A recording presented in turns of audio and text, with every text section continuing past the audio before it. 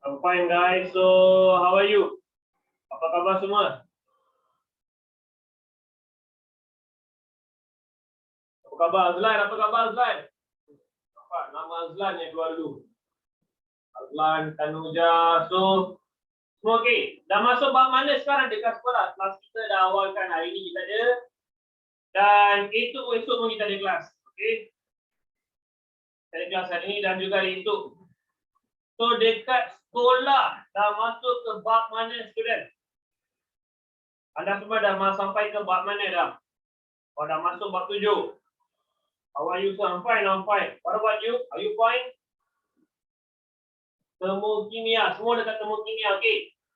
Cikgu dah habis sampai bahagian. Tak silap saya dah habis sampai bahagian keaktifan logam. Okey? Dapat tak nota yang paling latest, student? Dapat tak? Dapat kan? Okey. Benda yang kita nak masuk hari ni, okey, benda yang kita nak belajar hari ni, nota tu baru cikgu hantar malam. Maka nota untuk topik hari ni kamu akan dapat secepat yang mungkin. Okey, saya rasa lebih kurang macam start bulan depan nanti, bulan Jun kamu akan dapat nota tersebut. Tapi cikgu masuk awal sikit lah. Okey, hari ini cikgu masuk bab 5. Okey, kita nak belajar bab 5 hari ni. Tahu topik bab 5 adalah apa? Temu kimia. Okey, tengok ni kelas. Okey, jangan risau nota nanti kamu akan dapat nanti admin akan hantar semua. Baru cikgu hantar semalam. Okey, bab 5. Nama topik adalah termokimia. Okey. Tengok daripada topik student Just looking at the topic, cikgu bagi tahu maksud dia adalah apa. Okey. Perkataan termo. Okey, lihat whiteboard. Perkataan termo. Maksud termo adalah haba. Maka dia tengah cerita tentang kehadiran tenaga haba. Dan kimia pula suatu proses. Maka maksud termokimia adalah suatu proses kimia yang melibatkan penggunaan haba. Okey, salin salin. Saya tengok ramai yang salin. Bagus. Okey, salin. So, bila you tengok tenaga haba ni, dia dibahagi kepada dua student. Okey, tenaga haba dia dibahagi kepada dua. Apa yang duanya? Okey, dengar betul-betul. Apabila cikgu cakap dua, dia dibagi kepada dua ni sama ada tenaga haba tu diserap ataupun tenaga haba tersebut dibebaskan. Okey, sama ada tenaga haba tersebut diserap ataupun tenaga haba tersebut dibebaskan. Okey, inilah perbezaan dia. Maka dia ada perkataan yang khusus padanya. Apakah perkataan yang khusus? Given a specific word untuk diserap dan untuk dibebaskan, dia diberi perkataan yang khusus. Okey. Kalau diserap, getting in. Getting in dia dikenali sebagai endothermic.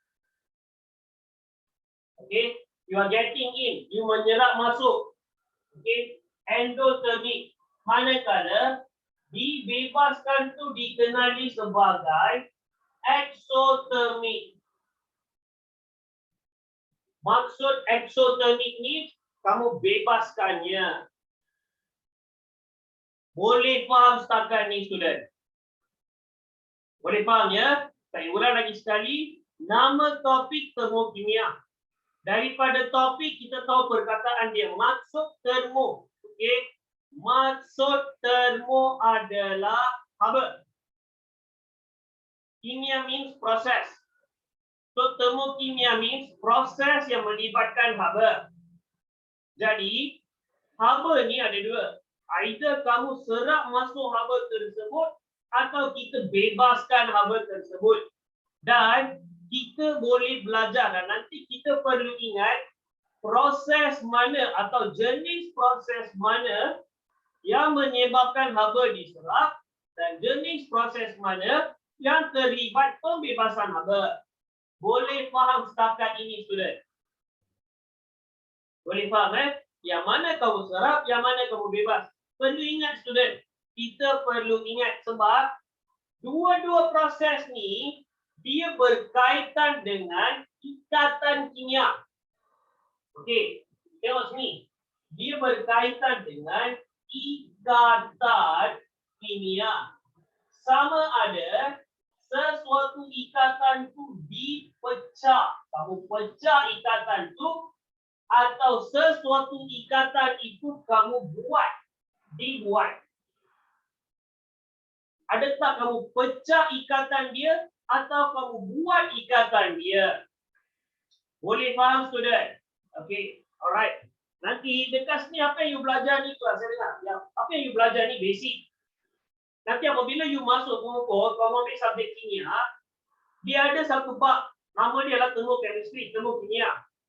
Dalam bab tu dia akan melibatkan pengiraan yang perlu menggunakan formula. Yang itu lagi mendalam.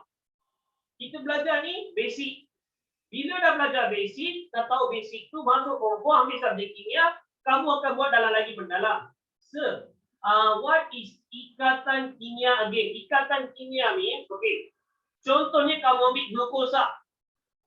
Okey, kamu ambil respirasi. Okey.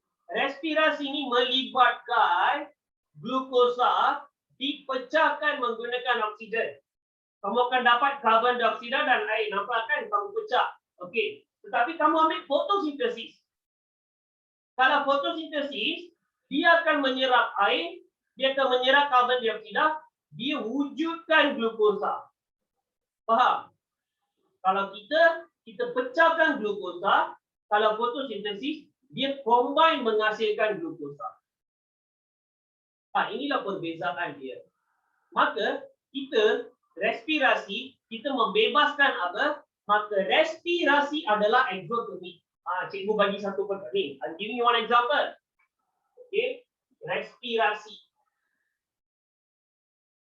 adalah exothermic. Manakala yang ambil fotosintesis. Untuk melakukan proses fotosintesis, tumbuhan memerlukan tenaga. Yes or no? Dia akan serap tenaga apa? Cahaya, right? Dia akan serap kan? Bermaksud diserap kan? Dia serap untuk melakukan proses fotosintesis. Dan apakah hasil air fotosintesis? Glukosa. Jadi, fotosintesis adalah endo. Boleh faham, student? Cikgu bagi ni. This is a very good example nanti. Can understand, right? Sama ada kita membuat ikatan atau kita pecahkan ikatan tersebut. Jika kita buat, kita serap apa? Jika kita pecah, kita bebaskan apa? Cikgu ulang lagi sekali. Jika kita buat, kita serap apa? Jika kita pecah, kita bebaskan haba tersebut. Boleh faham, Cikgu, untuk exothermic adalah respirasi, manakala endothermic adalah fotosintesis. Exactly. Itulah jawapan dia. Exactly. Okay. Alright. Jom, we go to the next part. Okay, tengah-tengah tak faham ke, tak tahu ke, tolong tanya ya. Okay, if you don't know anything, tak faham, tak tahu, okay, feel free to ask. Now we go to the next part. Okay, saya ada beberapa soalan nak tanya dan anda cuba jawab kepada soalan tersebut. Okay, soalan pertama, student. Tahu tak pengaratan? Pengaratan logam. Okay. Bagaimana sesuatu logam boleh berkarat? Dan kenapa logam berkarat? Cuba jawab. Kehadiran air, terdedah dengan air. Very good, Azlan. Lagi? Angin. Be specific. Okey, kamu kata udara. Di dalam oksigen, siapa tu? Satiswaran memberikan jawapan yang tepat. Terdedak kepada oksigen dan tindak balas berlaku. Oksigen dan air, right? Okey. Jadi, pengaratan adalah suatu tindak balas kimia. Faham? Pengaratan adalah suatu tindak balas kimia yang berlaku pada logam, iaitu khususnya besi dengan kehadiran oksigen dan juga air. Betul kan? Understand, right? Okey, itu adalah satu tindak balas kimia. Kedua, adakah semua logam boleh karat? Tidak kan? Okey. Pengaratan logam berdasarkan dengan apa?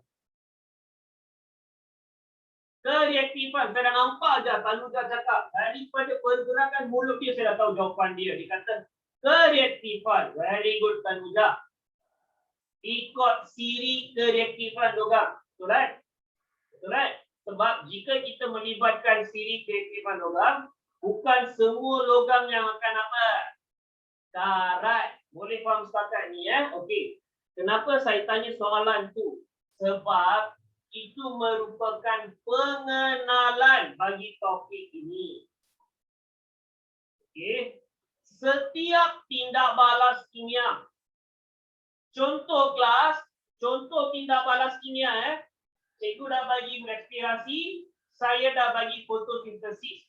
Sekarang saya tanya ke anda, berikan contoh-contoh proses kimia yang berlaku di sekeliling anda. Cikgu dah bagi karat pun. Sekarang saya minta daripada anda, minta anda jawab soalan tersebut. Berikan contoh-contoh atau proses kimia yang berlaku di sekeliling anda. Apa dia? Try to think. Okey, penyejatan air bukan proses kimia. Penyejatan air adalah perubahan fizikal. Okey, Satiswaran memberikan jawapan yang tepat. Dia kata pembakaran. Okey, pembakaran membuat kek. Memasaklah. We just take like that, masak. Okey, memasak lagi. Pengekstraktan. Bagus. Pengekstraktan logam daripada timahnya. Lagi? Itu je. Menggoreng telur. Yes, memasak. Pengeringan baju adalah fizikal. Firecrackers. Betul. Penyutralan. Betul. Letupan bom. Pembakaran. Betul. Penggunaan peg panas dan peg sejuk tepat. Okey. Fotosintesis dah ada. Penguraian, betul. Ramai yang beri jawapan yang betul Okey. Ramai yang beri jawapan yang betul. Okey. Now we continue. Maka setiap benda yang kamu cerita kat situ yang cikgu beritahu tu, setiap benda yang kamu cerita yang cikgu jawab, saya baca semua. Tapi jika sesuatu jawapan tu saya tak baca, bermaksud jawapan kamu tu kurang tepat. Contohnya ada seorang student dihantar boiling water. Boiling water tu bukan proses kimia. Dia proses fizikal. Kenapa? Apabila kamu masak air menjadi apa? Wah, itu fizikal. Tapi pembakaran, ada seorang student dihantar pembakaran lilin. Itu tepat. Boleh faham? So saya baca. Dia okey, ada lagi seorang student dia kata melarutkan garam dalam air. Okey. Larutan garam dalam air itu kimia ke? Itu fizikal nama dia. Kan? Itu fizikal. Boleh faham? Kalau proses ni. Ada satu proses kimia student. Listen, terdapat satu proses kimia. Okey? Ni dia.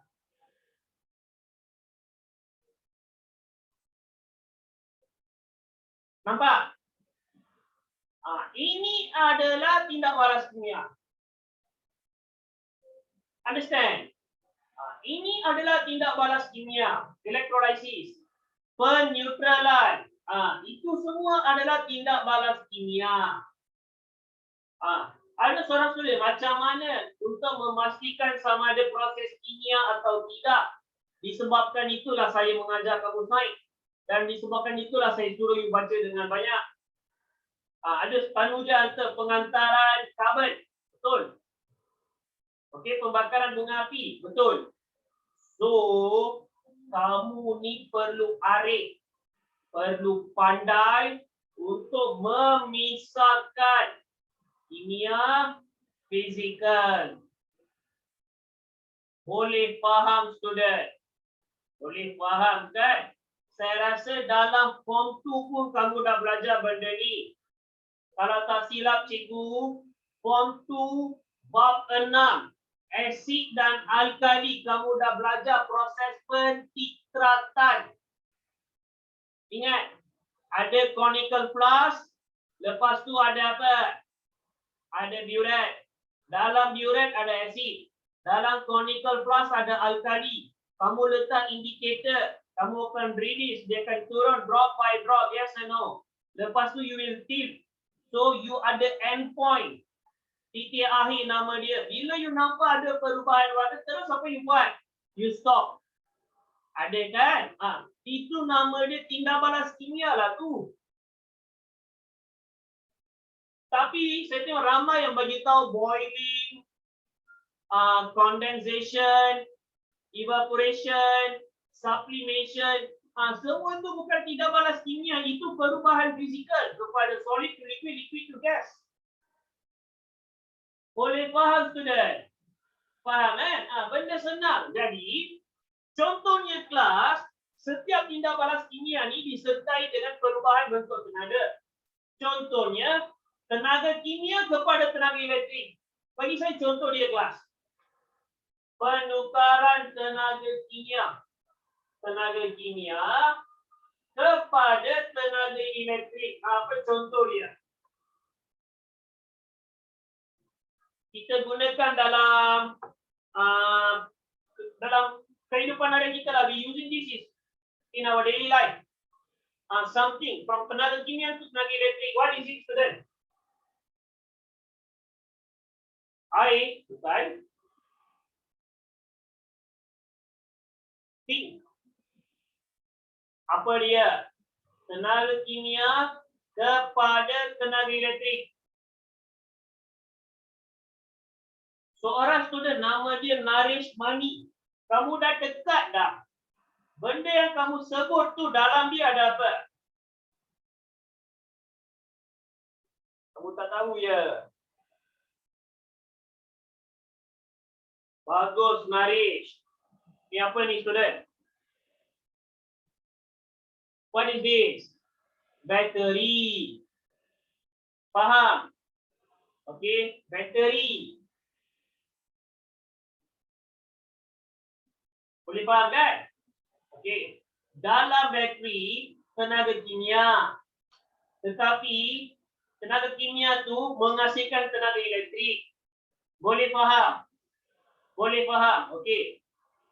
One more question. Saya harap anda jawab dengan betul One more question. Saya harap anda jawab dengan betul. Jangan kata tak faham. Ini benda senang ni. Benda senang tak faham macam mana nak buat benda susah. Okey. Tenaga cahaya kepada tenaga kimia. Terus kata tak faham cikgu. Dengarlah betul-betul. Contohnya apa? Exactly. Satiswaran bagi tahu jawapan yang tepat. Aresnu bagi tahu jawapan yang tepat. Tanuja pun bagi tahu jawapan yang tepat. Apa dia? Solar. Pernah dengar perkataan solar? Tahu solar? Yang ada platform tu, apabila kena tenaga cahaya, dia akan charge. Dia akan charge bateri. Kan? Bateri adalah tenaga kimia. Jadi student, apa yang cikgu ajar ni faham kan? Senang kan? Boleh kan? Tapi masih you tak faham, something wrong. Not with the whiteboard, not with the Zoom, not with me, not with your friend. Something wrong with you. Better check. Ada sistem corrupted saya rasa kena reformat. Boleh faham Okay. I think so you need to upgrade your system. Setakat ni boleh faham kan? Okay. Boleh faham sekarang kelas Listen to me very carefully. Kamu tahu kan perubahan tenaga. Tenaga ni tidak boleh dicipta. Dan tenaga tidak boleh dimusnah. Tetapi tenaga boleh diubah. Faham So itulah kita belajar. Kita belajar tentang tenaga apa? Azlan, gelak Azlan. Okey. Walau bagaimanapun, semasa tindak balas kimia berlaku, tenaga kimia yang tersimpan dalam suatu bahan. Okey, tenaga kimia yang disimpan di dalam suatu bahan itu akan ditukar kepada tenaga haba dan dibebaskan kepada persekitaran. Boleh faham kan? Contoh yang paling senang, ni apa ni student? What is this? What you can see? Molding what over here? Semua ada handphone kan? Yes or no? Okay, semua ada handphone, semua ada laptop. Takkan kalau tak ada handphone, tak ada laptop, macam mana you are sitting in my class? Ada hologram Aladdin punya lamp. I don't know. Okay, ada pakai handphone kan? Kalau tak ada handphone, pakai laptop kan? Handphone dengan laptop ni, apa you buat? What you do time to time? From time to time, what you supposed to do?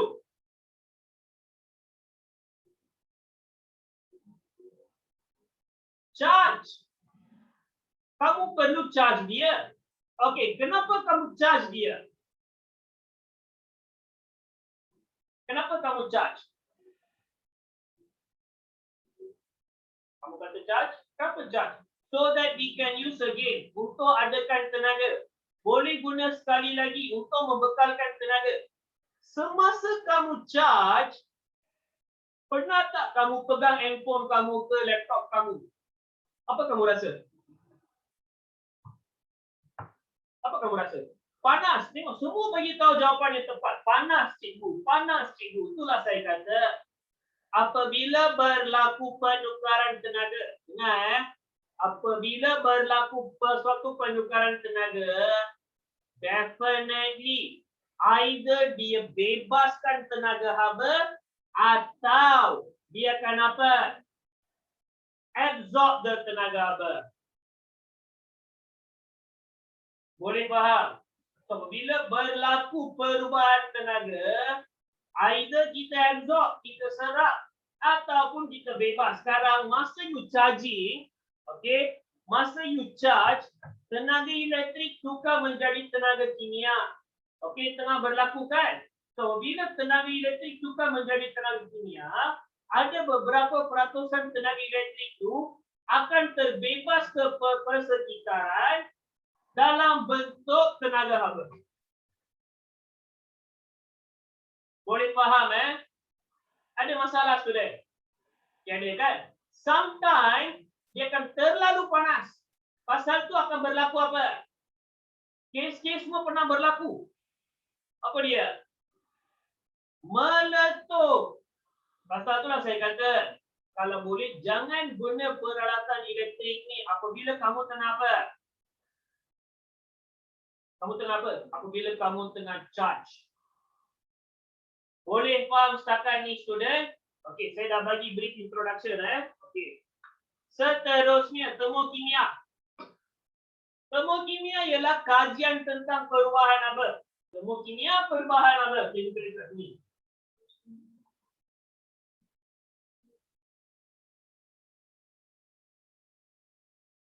Okey, termokimia adalah perubahan apa? Semasa tindak balas kimia berlaku. Okey. Next, semasa tindak balas itu berlaku, haba itu mungkin diserap atau dibebaskan ke persekitaran. Itulah cikgu kata. Mungkin diserap atau dibebaskan ke persekitaran.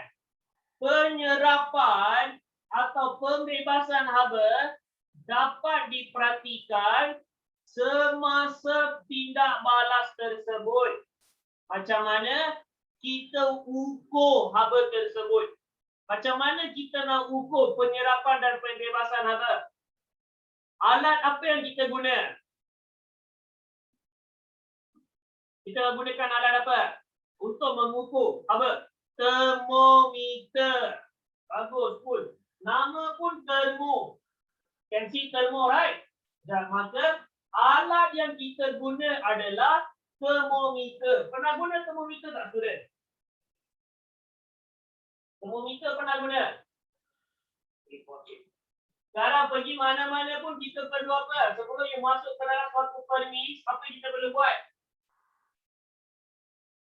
Apa yang kita perlu buat? Sebelum you masuk ke mana-mana premis, cek suhu. Bagus. Soalan saya, kenapa perlu cek suhu? Kenapa? Kenapa? Dia ada mesin dekat luar, scan you, termometer kan, dia akan scan kamu, baru dia akan membenarkan kamu masuk. Kalau tak dapat masuk. Kenapa dia perlu cek suhu? Okey, ada seorang student dihantar to see suhu whether it's high, mengetahui suhu badan. Kenapa? Kena saman kalau tak scan. Itulah kenapa. Kenapa dia cek suhu? Cuba think like, try to answer like the science student. Whether we are having fever, okay. Why we are having fever? Kenapa? Untuk hasil tindak balas kimia. Apa dia? Why we are having fever? Untuk mendapatkan demam atas selesema. Ya, why? Why we are getting that? Okay, ada seorang student nama dia Arun Kumar. Dia bagi tahu suhu badan normal atau tidak. Satisfied virus. Badan mempunyai haba yang tinggi. Sebab nak pastikan suhu badan meningkat atau menurun. Ini semua jawapan-jawapan yang tepat. Saya sebut nama student tu, lepas tu saya baca jawapan dia kan. Itu semua adalah jawapan-jawapan yang tepat lah. Kenapa tau? Okey. Manusia kita, berapakah suhu badan optimum kita? Suhu badan optimum kita adalah 36.9 darjah Celsius. So kita bundarkan dia, kita tulis berapa? 37. Ini merupakan suhu badan yang apa, student? Yang normal. Tetapi apabila terdapat jangkitan mikroorganisma, tak semestinya virus. Faham? Apabila terdapat jangkitan mikroorganisma, tidak semestinya virus, sistem di dalam badan kita, dia akan tahu terdapat benda asing di dalam badan kita. Okey, saya rasa you dah belajar benda ni semasa form 2 dalam topik mikroorganisma, ada kan? Kesihatan badan. Form 2 form 3 you learn about this. Tentang kesihatan badan, yang akan belajar pasal immunity, antibody, ada kan? Jadi, form 2 kita belajar benda ni form 2. Maka, apabila mikroorganisma masuk ke dalam badan kita, dengar apabila mikroorganisma masuk ke dalam badan kita, dia akan menghasilkan antigen. Faham? Macam COVID-19, dia pun menghasilkan antigen.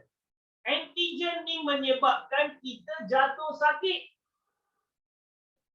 Contohnya, kamu akan ada demam panas. Number 1. Number 2, hidung kamu akan berair, selesema. Number 3, kamu kehilangan rasa, lidah tak rasa, hidung pun tidak boleh bau. Kamu kehilangan deria rasa dan deria bau. Okey. Kenapa one by one berlaku? 1, 2, 3, 4. Kenapa berlaku? Sebab mikroorganisma tu dah masuk ke dalam badan dan dia dah menghasilkan antigen. Maka badan kita akan menaikkan suhu dia. Kenapa dia naikkan suhu?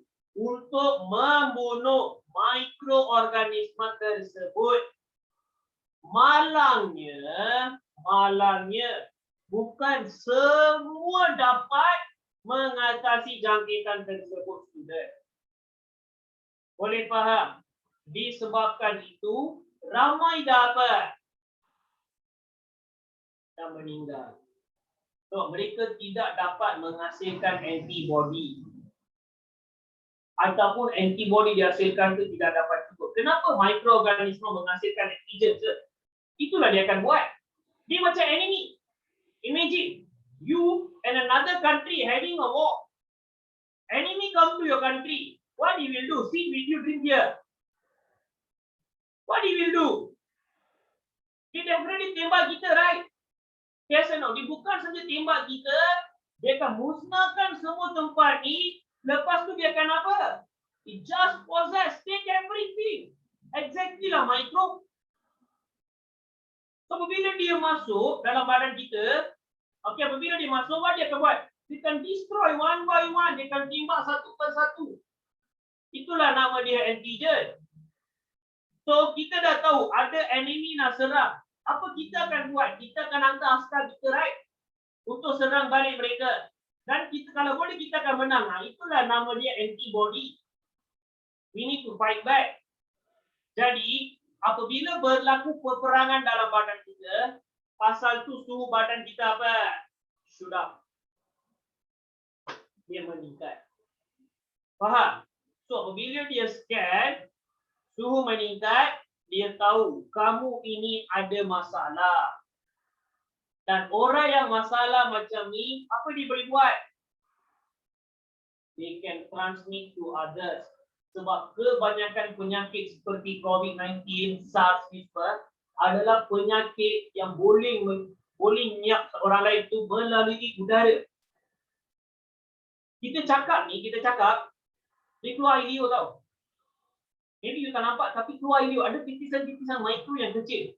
Apabila you cakap, kena kat dia orang, dia masuk dalam sistem dia, habis.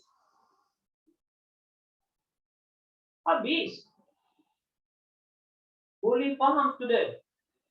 Okey, ada satu kes berlaku minggu lepas. Selepas hari raya, 2 minggu selepas raya, ni kisah benar berlaku kepada saudara kawan saya. Apa yang berlaku kepada saudara kawan saya? Dia kawan satu sekolah dengan saya. Dulu kami belajar sama-sama. Saudara kawan dia tu doktor. Okey, dia frontliner. Tetapi apabila dia sibuk kerja dekat hospital, first bapa dia kena daripada orang luar. Bapa dia mati. Mak dia mati. Adik perempuan dia mati. Isteri dia mati. Tinggal dia dengan anak dia seorang tu. Anak perempuan dia. Bapa dah mati, emak dah mati, isteri dah mati, adik perempuan pun dah mati. Tinggal dia seorang sahaja. Nampak tak betapa seriusnya benda ni? Jadi, jika kamu dapat tahu suhu badan kamu ni tak normal, cepat-cepat buat swab test. Kalau boleh pakai mask kat dalam, duduk dalam bilik, jangan keluar. Pesanan saya kepada semua yang adik kelas saya ni, saya nampak lebih kurang ada 53 student. Dengarlah student cikgu nasihat. Jangan keluar dari rumah dan jangan bagi orang luar masuk ke dalam rumah kamu. Understand? Jangan keluar daripada rumah. Jangan biarkan orang lain masuk ke dalam rumah kamu. Jaga diri tu, student. Tahu kenapa? Sebab saya masih ingat lagi bulan lepas semasa saya cerita, student saya pun ada, orang luar pun ada.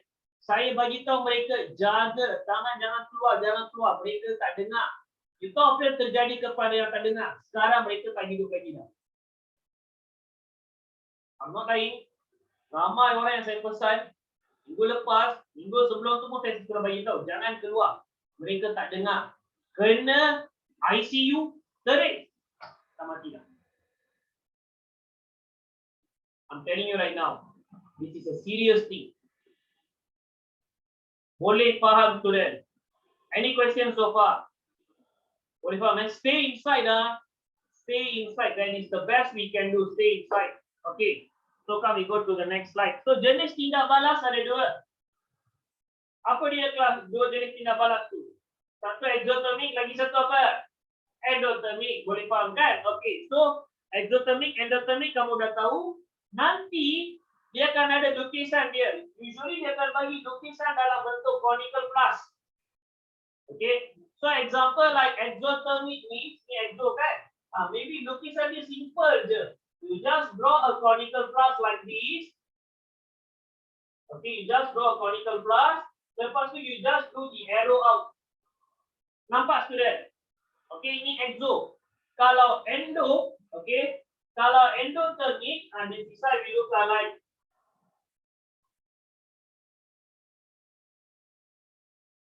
arrow ke dalam. Boleh faham student? That's the simple one. Okay, just a very much simple one. Ada soalan student? Any questions so far? Ada soalan? Salin tolong salin student, tolong salin.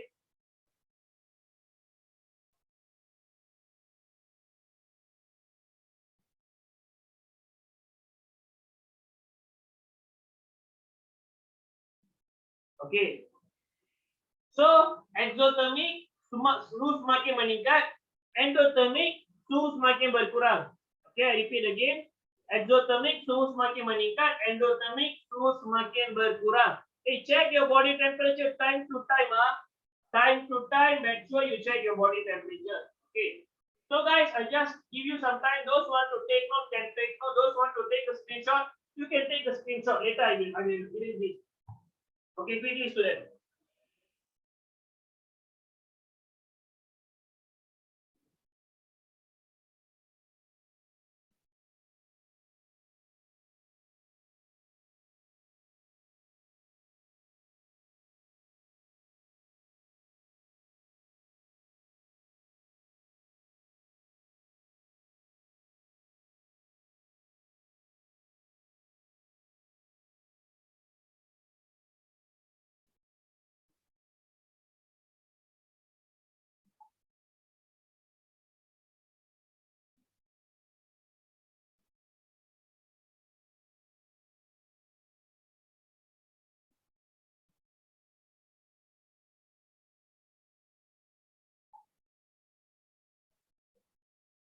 Okay, sudah?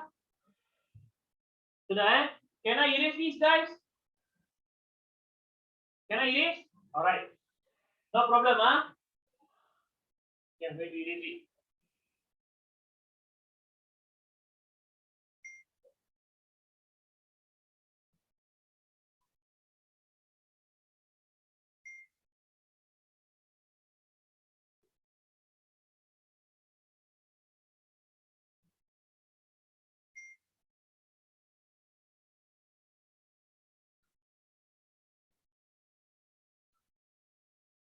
Okay.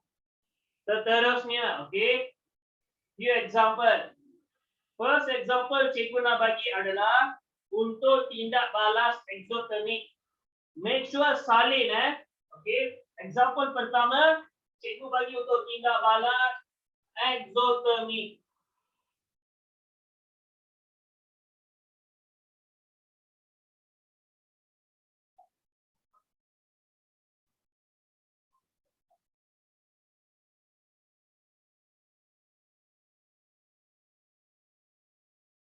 Tindak balas exo.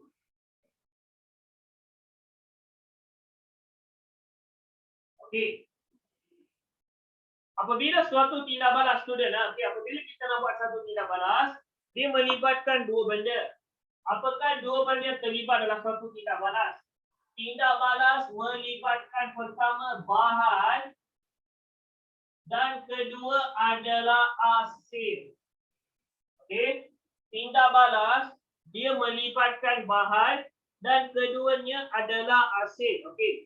Contohnya student, tengok betul-betul. Contohnya, saya ada satu test tube. I have a test tube. Okay. Dalam test tube tu ada larutan kalium hidroksida. kalium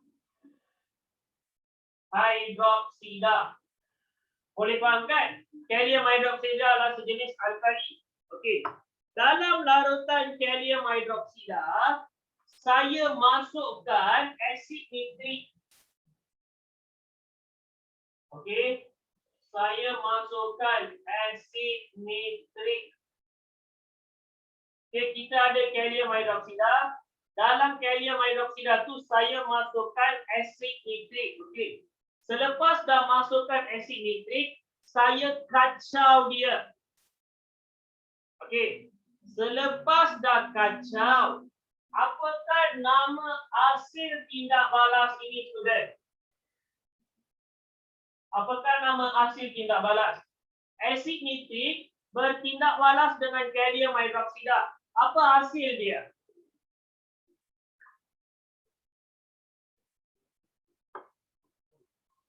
Tindak balas kimia. Kalium nitrat. Siapa jawab? Arun Kumar bagi jawapan yang tepat. Dia kata kalium nitrat. Okey, cikgu tulis. Kalium nitrat. Okey. Apa yang berlaku kalium nitrat? Dia akan bebaskan tenaga haba keluar. Boleh faham, student? Dia akan membebaskan tenaga haba keluar. Selain daripada tu, jika kamu tengok bacaan termometer, okey, maybe ini merupakan sebelum eksperimen.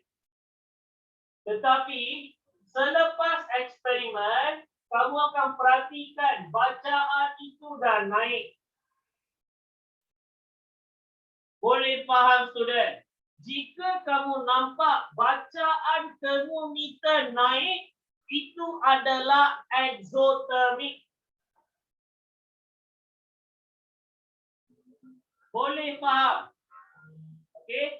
Ini adalah tindak balas apa? Asid bertindak balas dengan alkali. So, persamaan kimia dia adalah asid bertindak balas dengan alkali. Kamu akan dapat garam dan apa? Air. Apakah nama proses ni? Proses peneutralan. Dan proses peneutralan merupakan salah satu contoh proses exothermic. Boleh faham, student? Proses peneutralan merupakan salah satu proses exothermic. Kenapa? Asid nitrik, alkali, kalium hidroksida. Asid nitrik bertindak balas dengan kalium hidroksida, kamu dapat kalium nitrat dan air. Boleh faham, student? Ada any question, sebarang jenis persoalan? Tiada. Jadi apabila asid nitrik dia bertindak balas dengan kalium hidroksida, suhu persekitaran akan meningkat kerana tenaga haba yang dibebaskan ke mana? Ke persekitaran. Boleh faham setakat ni, student? Ini salah satu contoh. Jadi pastikan kamu tahu macam mana nak buat persamaan kimia. Sebab soalan yang melibatkan persamaan kimia merupakan satu soalan yang sangat popular. Okey. Sekarang kita pergi tengok dekat bahagian endotermik pula. Ini exothermic. Kalau endotermik pula, definisi dia adalah apa? Tindak balas kimia yang menyerap haba daripada persekitaran. Maka suhu persekitaran akan apa? Dia akan menurun. Okey, ni pun cikgu bagi contoh. Okey, salin tau. Ni untuk tindak balas endo.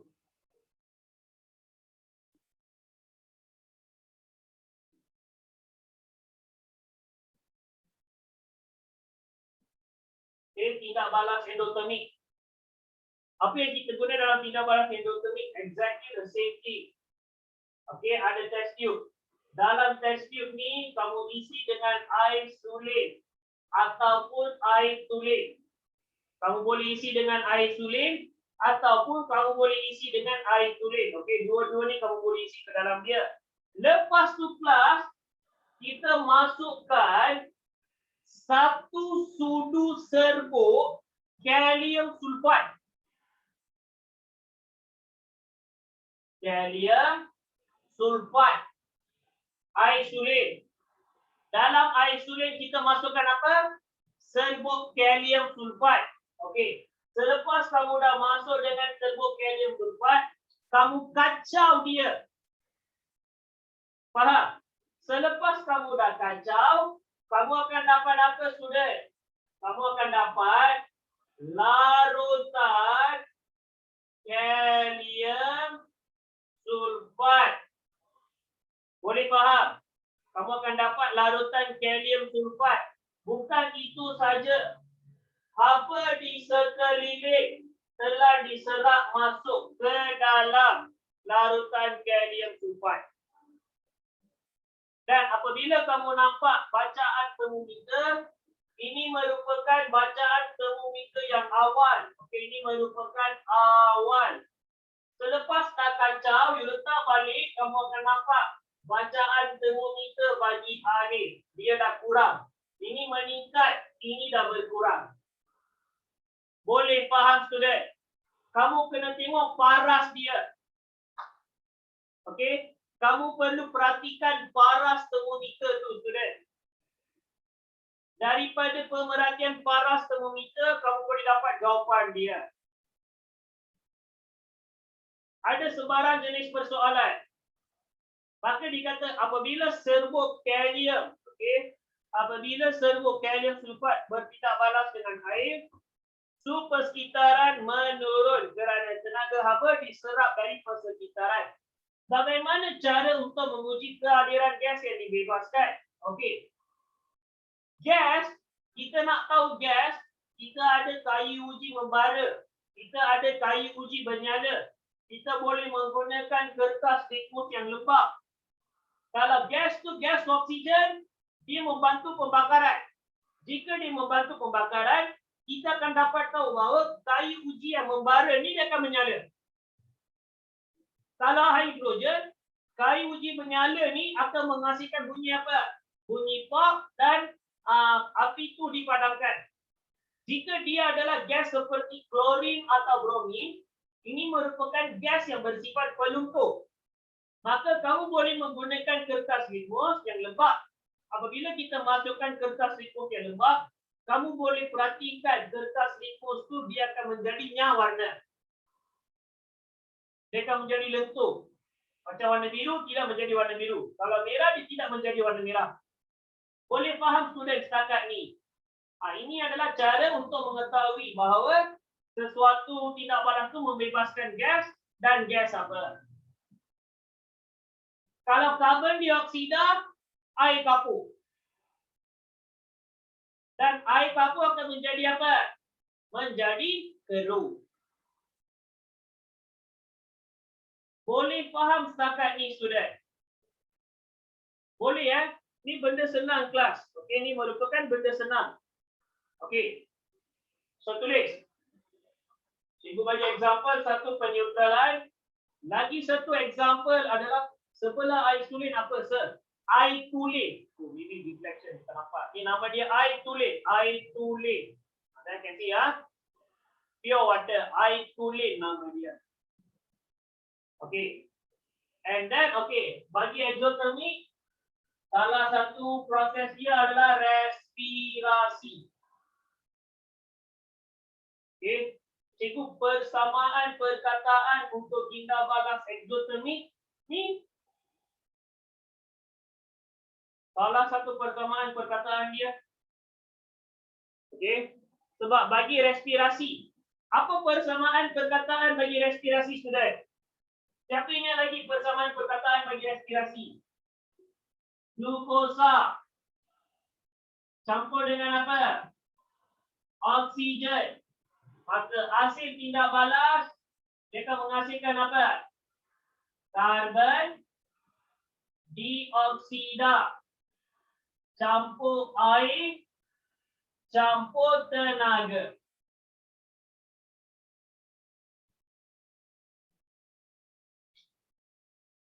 Boleh faham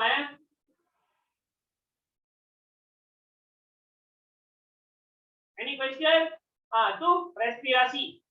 Glukosa campur oksigen menghasilkan apa? Karbon dioksida, air dan tenaga. Okey.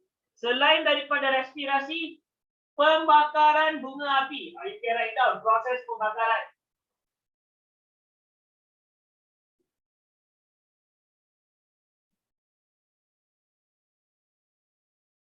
Okey, proses pembakaran. Tindak balas untuk pembakaran ni macam ni. Ini merupakan persamaan pembakaran. Tulis. Bahan api. Bahan api campur oksigen akan menghasilkan apa? Karbon dioksida campur air campur tenaga. Ini adalah persamaan perkataan bagi pembakaran. Pembakaran kertas. Kertas itu adalah bahan api. Benda-benda yang mudah terbakar. Kertas, kain, lagi apa? Kayu, kapas. Ini semua bahan yang boleh terbakar, right? So, itu semua nama dia bahan api. Dan untuk memastikan pembakaran berlaku, dia memerlukan gas oksigen. So, bila bahan api dengan gas oksigen itu bertindak balas, ada haba dekat situ, terjadinya api. Okey. Boleh ikut? Boleh faham? Okey. Seterusnya, tindak balas natrium hidroksida dan air. Tahu kan natrium hidroksida? Sejenis alkali. Apabila kita masukkan natrium hidroksida, serbuk natrium hidroksida, bukan cecair kita masukkan serbuk natrium hidroksida ke dalam air, dia terus akan membebaskan haba. Teknologi ini digunakan di dalam hot pack. Tahu pack panas? Masa you buat stretching ke exercise ke tiba-tiba ada cramp, right? Lepas tu kita akan letak pack panas. Dalam pack panas tu dia ada layer. Dia macam ni bentuk dia. Pack panas ni bentuk dia macam ni. Paling dalam tu dia ada air. Dia ada sejenis membran.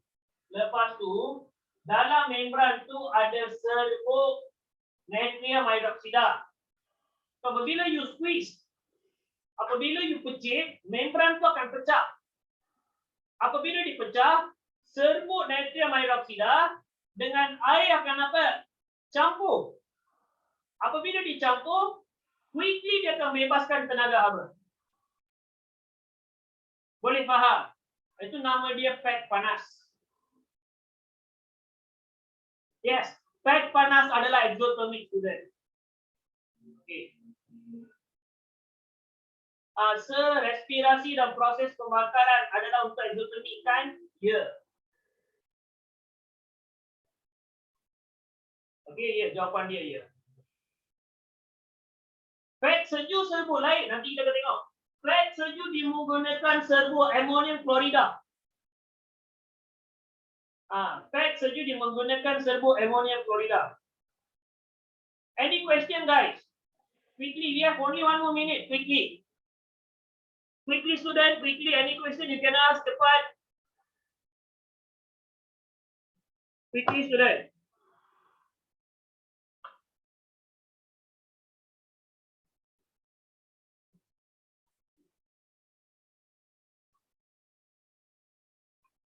Itu persoalan kamu. Tiada. Tiada soalan.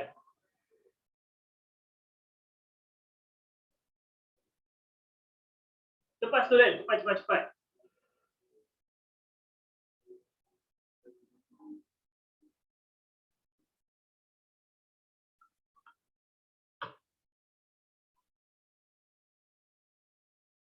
Tiada soalan Ada seorang student tanya.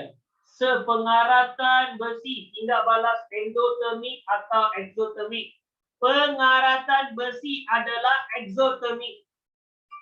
Kenapa exothermic? Sebab besi bertindak balas dengan oksigen dan kelembapan untuk menghasilkan haba. Maka karat adalah exothermic. Adakah saya jawab soalan kamu, student? Bagi tahu ya atau tidak? Okey. Mana student tu ditanya soalan lepas tu dihilang. Boleh faham Okey. Karat adalah exothermic. Peneutralan pun exothermic. Tindak balas termite exothermic. Pek sejuk endothermic. Cikgu, karat tu macam logam oksida. Betul.